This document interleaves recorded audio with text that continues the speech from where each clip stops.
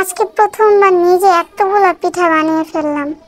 তা আম্মুকে অনেকদিন ধরে বলতেছিলাম যে আম্মু শিরিষ পিঠা বানাও, মানে যেটা দিয়ে পিঠা বানানো হয় আমি এটাকে শিরিষ বলি, এর জন্য শিরিষ পিঠা বানাতে বলি। তো এটাকে নাকি অনেক জায়গায় ফুল পিঠা বা অনেক জায়গায় পাতলা পিঠাও বলে। পরে আমি আম্মুকে বলতেছিলাম, পরে আম্মু বললো যে ঠিক আছে, এটা আস্তে কালকে বানিয়ে দেবো, রাত্রেবেলা বলছে।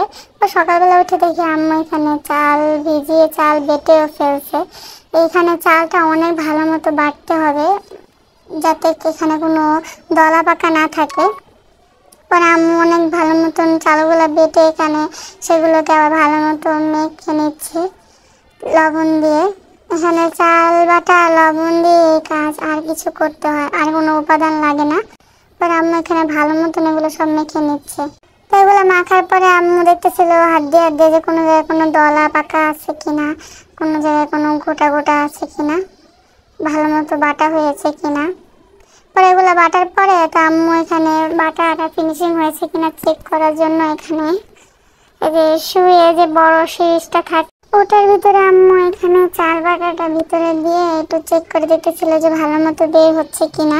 আবার আপনারা ভাবেন না এই শিরিষটা ময়লা বা কোনো অন্য কোনো শিরিষ, এটা কিনে আনা হয়েছে ফার্মেসি থেকে, এনে পিঠাটা বানানোর জন্য কিনে আনা হয়েছিল।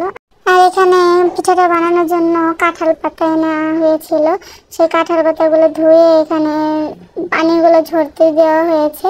আমি এখানে সে পানিগুলো মুছে এখানে আরেকটা বাটিতে একটু তেল নিয়ে একটা কাপড় নিয়ে এসেছিলাম।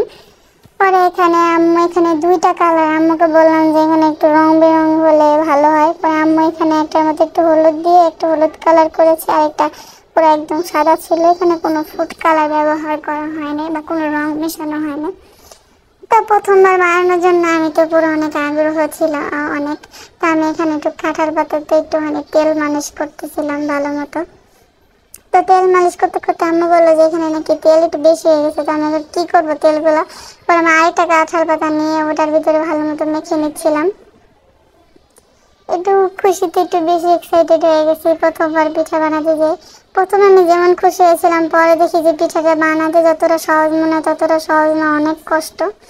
তো প্রথমে আমি এখানে শিরিষ নিয়েছি, আমি হলুদটা আম্মুকে বললাম যে তুমি সাদাটা বানাও, আমি হলুদটা বানাই। আমি এখানে একটু ডিজাইন করার জন্য এখানে করতেছিলাম, আমার অনেক সময় লাগতেছিল, বের হচ্ছিল না। আর বের হলেও কেমন যেন তেলের সাথে লেগে ছুটে ছুটে আসছিল, মানে ভেঙে যাচ্ছিল। তো বারবার আমার এরকম হচ্ছিল। তো প্রথম দুইটার মতন আমার এরকম সমস্যা হয়েছে, আমি অনেকগুলো পিঠা বানিয়েছিলাম।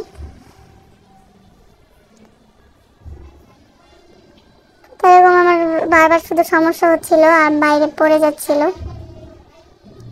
দেখতে একদম পুরো জঘন্য হয়েছিল আমার পিঠাটা। তারপর এখান থেকে দেখলাম আম্মু অনেক গেছেন গেছেন করে কতবার বসার সাথে সাথে বানাচ্ছিল। পরে প্রথম কতগুলো আমার খারাপ হলে পরেগুলো একটু মোটামুটি একটু হয়েছিল। এই পিঠাটা একটু বেচানা বেচানাই থাকে। তা আম্মু তাড়াহুড়া করে কতগুলো বানিয়ে দিয়ে গিয়েছিল। তো আমাদের বাবুকে ধরার জন্য আম্মু একটা বানাচ্ছে, আমি বললাম যে আমি বানাই আস্তে আস্তে। তো এই যে আমার পিঠার নমুনায় আম্মু একটা পাতার ভিতরে দুইটা করে ফুল বানাচ্ছিল, আর আমার ফুল কেমন ভেঙে চলে যাচ্ছিল। এগুলা সিদ্ধ করলে, এগুলো পরে আবার সিদ্ধ করতে হবে, আমাদের সিদ্ধ করলে কেমন যেন খুলে খুলে আসবে, ছিঁড়ে ছিঁড়ে আসবে। তা আমি এখানে পাশে একটু আবার আমার নামের প্রথম অক্ষর দিয়ে একটা লোগো বানিয়েছিলাম। পিঠাগুলো বানাতে খুব কষ্ট হচ্ছিল, দেখতে অনেক সহজ মনে হলে। পরে আমি একটু বানাতে বানাতে দেখাচ্ছিলাম যে আমার হাতটা কেমন লাল হয়ে গেছে বানাতে বানাতে। পরে আমি সবগুলো একা বানাইতে পারিনি, পরে লাস্টে আম্মু সব কাজ শেষ করে এসে আবার আম্মু সব আমাকে একটু বানিয়ে দিয়েছিল। তো আমি কতগুলো লাল বানিয়ে পরে আবার সাদাও বানিয়েছিলাম। তো এখন এগুলোকে সিদ্ধ করার বেলা। পরে এখানে আমি এটা নিচেটা পানি দিয়ে উপরে একটা কাপড়ের মতো দিয়ে এগুলোকে সিদ্ধ করতে দিব, পাতাগুলোকে। পাতা সহ এগুলো সিদ্ধ হবে, যখন সিদ্ধ হবে পাতা থেকে এমনি এমনি সরে আসবে।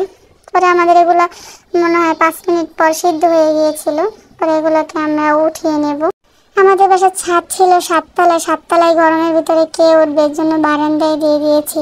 বারান্দায় যেই গরমের তাপে যাওয়া যায় না, 38-40 ডিগ্রি সেলসিয়াস। মানুষই গরমে শুকিয়ে যাচ্ছে, আর সেখানে তো এই সামান্য কতগুলো পিঠা, তার জন্য এখানে বারান্দায় দিয়ে দিয়েছি। বারান্দায় এগুলো 2 দিনে শুকিয়ে যাবে।